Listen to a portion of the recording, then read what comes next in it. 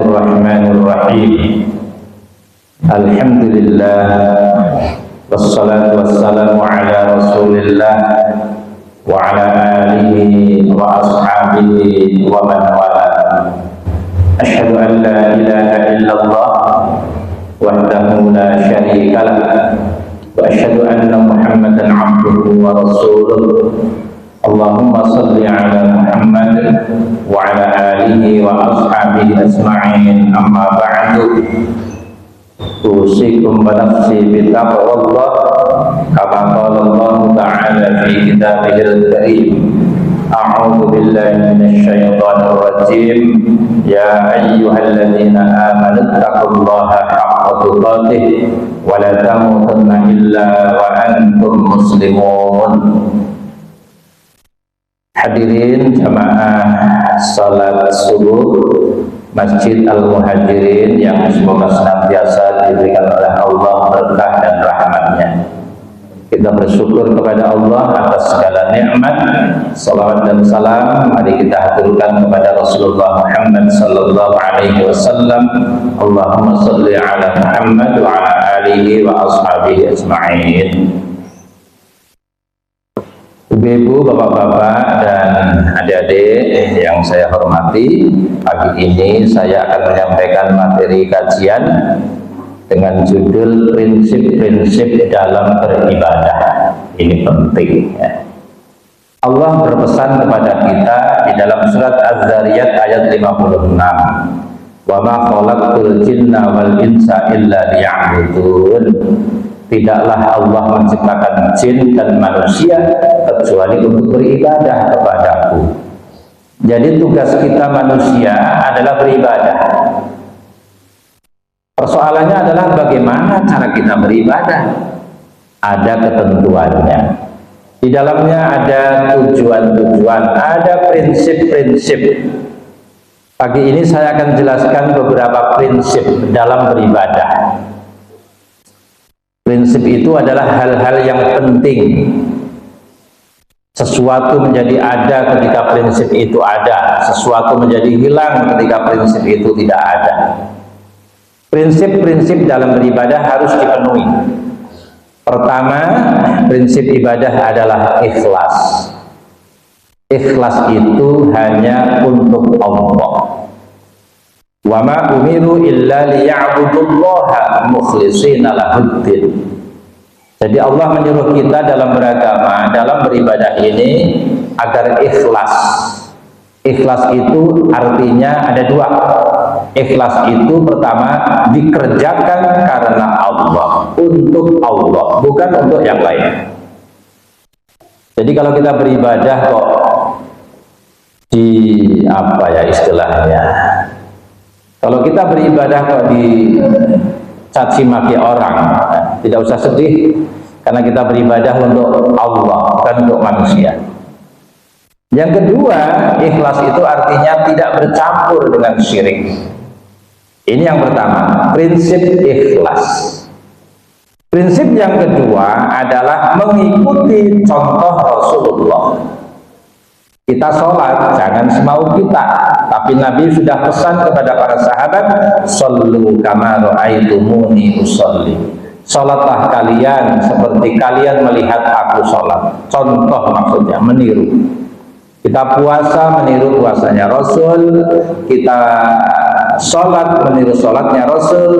Kita haji, meniru hajinya Rasul. Kita melakukan apapun itu ibadah dalam Islam, mencontoh Rasul. Prinsip yang ketiga adalah mengurangi beban. Ada prinsip mengurangi beban dalam beribadah. Allah sudah berpesan kepada kita, la yukallifullahu nafsan illa wus'aha. Allah tidak pernah memberikan beban, membebani umatnya, membebani hamba-hambanya di luar kemampuannya. Maka dalam beribadah ada prinsip mengurangi beban. Sholat itu berdiri. Kalau tidak bisa berdiri, tidak mampu, berdiri sempoyongan, berdiri sakit, maka sholatlah dengan duduk. Kalau Kalau sholat dengan duduk tidak bisa, dikurangi beban-beban duduknya. Boleh sholat dengan berbaring, jangan tidur. Kalau tidur namanya nggak sholat. Tidur itu nggak sadar. Jadi beban-beban itu dikurangi.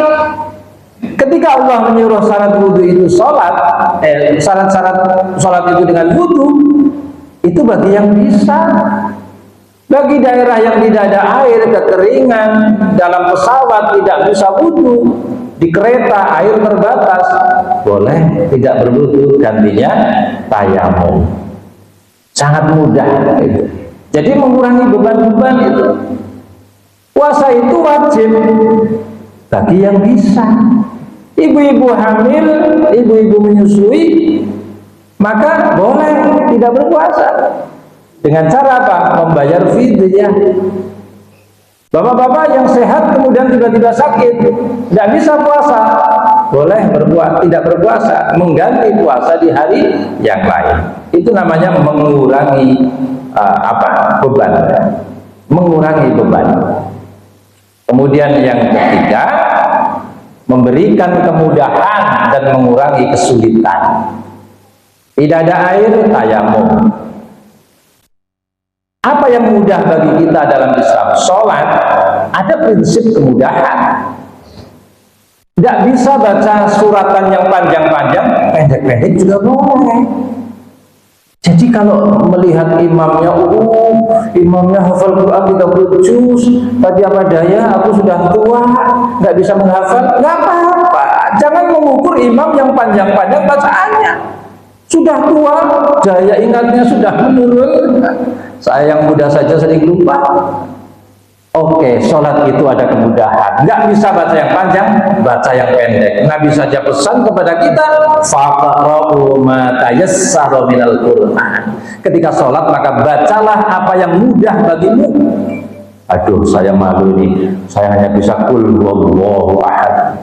Rakaat pertama qul huwallahu ahad, rakaat kedua qul huwallahu ahad, sah. Jangan sedih. Mudah agama itu. Saya bisanya kulhu falak binas, kulhu falak binas, bisanya cuma itu. Maka Nabi pesan, bacalah yang kamu mudah, nggak usah sedih. Dipaksa-paksa hafalan sudah nggak bisa nih, sudah tua, maka baca yang mudah. Nah, enak itu. Ada kemudahan-kemudahan. Yuridu bikumul yusra wala yuridu bikumul usra. Allah itu menghendaki kemudahan. Yuridu bikumul yusra. Allah itu menghendaki bagi kalian kemudahan. Kemudian yang keempat adalah tidak menimbulkan madorot. Lawannya manfaat itu madorot, sesuatu yang merugikan, membahayakan. Contoh, orang yang sedang sakit tiba-tiba harus melaksanakan ibadah yang dia tidak mampu, boleh diganti dengan yang lain agar tidak menimbulkan madorot. Contohnya, ada orang hadas besar, berhadas besar. Hadas besar itu harus mandi, harus dihilangkan dengan mandi. Tapi pagi-pagi demam. Apakah orang demam harus mandi menghilangkan hadas besarnya? Nabi pesan, nggak bisa mandi, ganti dengan wudhu. Oh, wudhu nggak bisa, kena air itu demam, nggak bisa wudhu, boleh tayamum. Jadi hadas besar saja boleh dihilangkan dengan tayamum ketika sakit. Pernah suatu hari ada orang kepalanya itu kejatuhan benda berdarah, lalu demam, sakit dia. Kemudian sahabat mengingatkan, kamu mau apa? Harus mandi kamu, harus mandi kamu. Akhirnya orang itu mandi dan setelah mandi mati.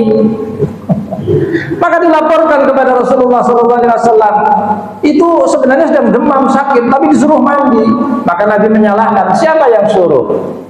Mandi itu bagi yang sakit dan tidak mungkin mandi, maka boleh dengan tayamum. Begitu enaknya beragama itu. Jadi menghilangkan madharat, tidak menimbulkan madharat. Ada orang sedang menyusui, maksud sih dia harus puasa, bagaimana dengan bayinya? Gitu. Maka boleh bagi dia tidak berpuasa, dikurangi bebannya, dihilangkan madorotnya. Orang haji dulu ketika lempar jumroh itu banyak yang mati. Tiangnya satu seperti ini, dikelilingi tembok 1,5 meter, harus dilempar oleh orang jutaan. Setelah melempar nggak kena orang sana melempar nggak kena yang di sini. Setelah melempar selesai, kembali tabrakan dengan yang mau lempar, yang selesai bertemu dengan yang mau melempar, tabrakan. Setiap tahun haji yang mati itu ribuan.